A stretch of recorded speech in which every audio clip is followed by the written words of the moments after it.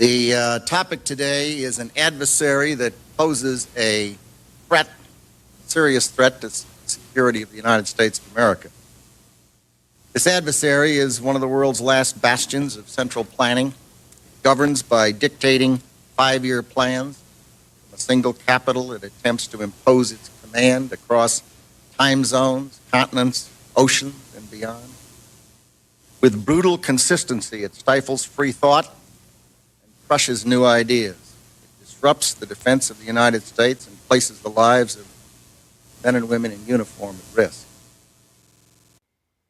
On September 10th, 2001, Defense Secretary Donald Rumsfeld declared a new war.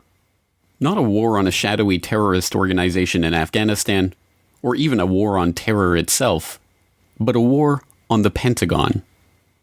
The adversary is closer to home. It's the Pentagon bureaucracy. Perhaps it is no surprise that Rumsfeld felt compelled to declare a war on the Pentagon's bureaucracy.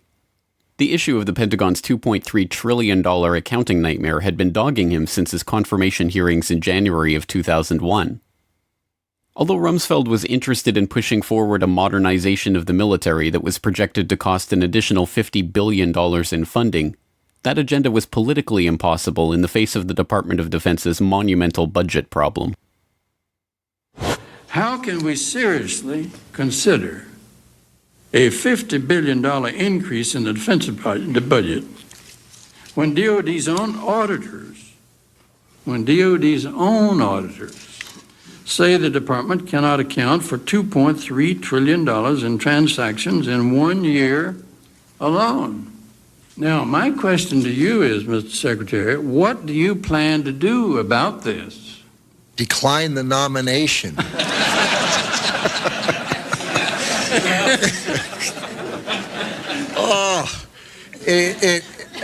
Senator, I have heard... I don't want to see you do that. We'll stand adjourned in that case. Senator, I have heard some of that and read some of that, that the department is not capable of auditing its books. It is, I was going to say terrifying. Terrifying only begins to describe the problem. The Department of Defense's own Inspector General report for fiscal year 1999 noted that the Defense Finance and Accounting Service had processed $7.6 trillion of department-level accounting entries in that year. Of that amount, only $3.5 trillion could be properly accounted for. $2.3 trillion in transactions were fudged to make entries balance, run through without proper documentation, or made up entirely. The Inspector General's office did not even examine the other $1.8 trillion in transactions because they did not have adequate time or staff to review them. In 2002, one DFAS accountant blew the whistle on the problem and the cover-up that was underway to stop investigators from finding out where the money went. According to some estimates, we cannot track $2.3 trillion in transactions. $2.3 trillion with a T. That's $8,000 for every man, woman, and child in America. To understand how the Pentagon can lose track of trillions, consider the case of one military accountant who tried to find out what happened to a mere $300 million. We know it's gone, but we don't know what they spent it on. Jim Minery, a former Marine turned whistleblower, is risking his job by speaking out for the first time about the millions he noticed were missing from one defense agency's balance sheets. Minery tried to follow the money trail, even crisscrossing the country looking for records. The director looked at me and he says, "Why do you care about this stuff?" It took me aback, My supervisor asked me why I care about doing a good job. So he was reassigned and says officials then covered up the problem by just writing it off. As controller of the Pentagon from 2001 to 2004, Dov Zakheim was the man tasked with solving this problem.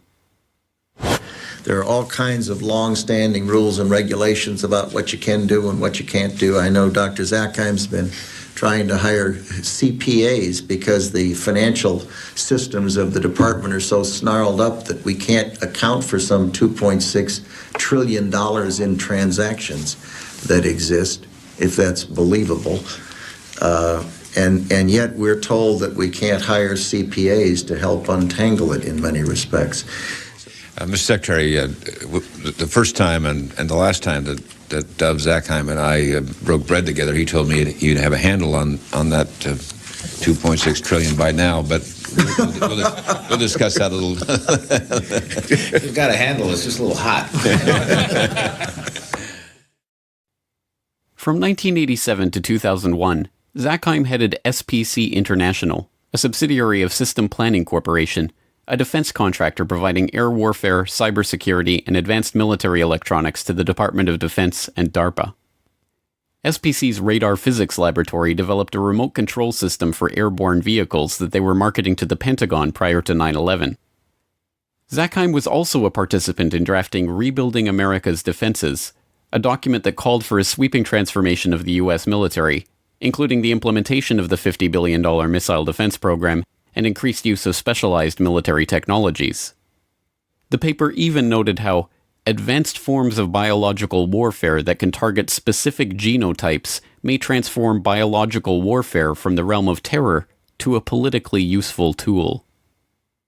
Rebuilding America's Defenses was a white paper produced by the Project for the New American Century, a group founded in 1997 with the goal of projecting American global dominance into the 21st century.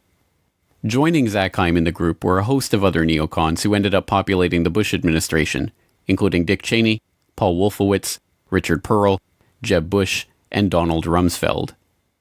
In their September 2000 document, the group lamented that their plan for transforming the military was not likely unless a defining event took place, one that would galvanize public opinion. The process of transformation, even if it brings revolutionary change, is likely to be a long one, absent some catastrophic and catalyzing event, like a new Pearl Harbor. We know that the thing that tends to register on people is fear, and we know that tends to happen after there's a Pearl Harbor. It tends to happen after there's a crisis. And that's too late for us. We've got to be smarter than that. We've got to be wiser than that. We have to be more forward-looking. There's a wonderful book on Pearl Harbor by Roberta Wohlstetter and a foreword by Dr. Schelling that talks about this problem of seeing things happen and not integrating them in your mind and saying, yes, we need to be doing something about that now. That I reread periodically because it's so important. And on 9/11/2001, America received its new Pearl Harbor. The attack on the Pentagon struck Wedge 1 on the west side of the building. An office of the U.S. Army called Resource Services Washington had just moved back into Wedge 1 after renovations had taken place there. The office was staffed with 45 accountants, bookkeepers, and budget analysts.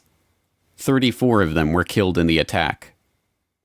A 2002 follow-up report from the DoD Inspector General on the missing trillions noted that a further $1.1 trillion in made-up accounting entries were processed by the Pentagon in fiscal year 2000, but they did not even attempt to quantify the missing funds for 2001. The Secretary of the Army, Thomas White, later explained they were unable to produce a financial report for 2001 at all, due to the loss of financial management personnel sustained during the September 11th terrorist attack. Before becoming Secretary of the Army, Thomas White was a senior executive at Enron.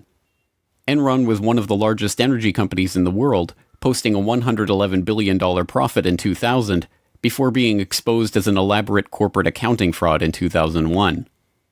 The SEC, which investigated the Enron scandal, occupied the 11th to 13th floors in World Trade Center Building 7, and their offices were destroyed on 9/11, destroying 3,000 to 4,000 documents on active investigations in the process. Perhaps unsurprisingly, Rumsfeld's war on the Pentagon's bureaucracy did not yield the results he promised. By 2013, the unaccountable money in the Pentagon's coffers had reached $8.5 trillion. The latest scandal to hit Washington comes from a report revealing the Pentagon misplaced $8.5 trillion. Military leaders have also been found ordering subordinates to doctor books to hide the missing money. This is the conclusion of a special report by Reuters. One former Pentagon employee, Linda Woodford, said she spent 15 years there falsifying financial records. Woodford had a job checking Navy accounting records against figures supplied by the Treasury Department. She said money was missing from the report every month. And national security expert Steve Miles is here with me to help us crunch these numbers. $8.5 trillion unaccounted for. It's a lot of money. This is the kind of thing that you would think would bring Capitol Hill to a screeching halt. There'd be hearings kind of almost daily. You'd have various committees looking into it. None of that. It just leads to massive waste, and there can be all sorts of fraud that you don't know about. Just one example, when the Inspector General looked at Iraq, which was, a lot of money, but in the grand scheme, just a portion of the money the U.S. spends. What they found was about $50 billion of the money the U.S. spent there was wasted, and about $6 billion was completely lost. They had no idea where it went. It was completely unaccounted for. But put that in perspective, that's about this amount of money that other countries would spend on their defense in a year total. And that's just the loose pocket change that we lost in the couch. One thing I found very interesting in this report is that the Pentagon apparently uses a standard operating procedure to enter false numbers or so-called plugs to cover lost or missing information in their accounting in order to submit a balanced budget to the Treasury. So they can write in everything. That's probably the most shocking part of this, is that they get to the end of the day and they say, oh, there's money missing. What do we do? Well, we'll just put a number in there that says it's there and we'll sort it out later. I mean, again, this is the type of operating practice that if you did it in your own business, if you tried to do it with your own taxes for the government, they'd haul you off to jail. But then, given that the trillions have never been accounted for, and given that American defense spending soared to record levels after the attack, perhaps Rumsfeld's war on the Pentagon, the one he announced on September 10th, was successful after all. And perhaps September 11th was the key battle in that war. Some might ask, how in the world could the Secretary of Defense attack the Pentagon in front of its people? To them I reply, I have no desire to attack the Pentagon. I want to liberate it.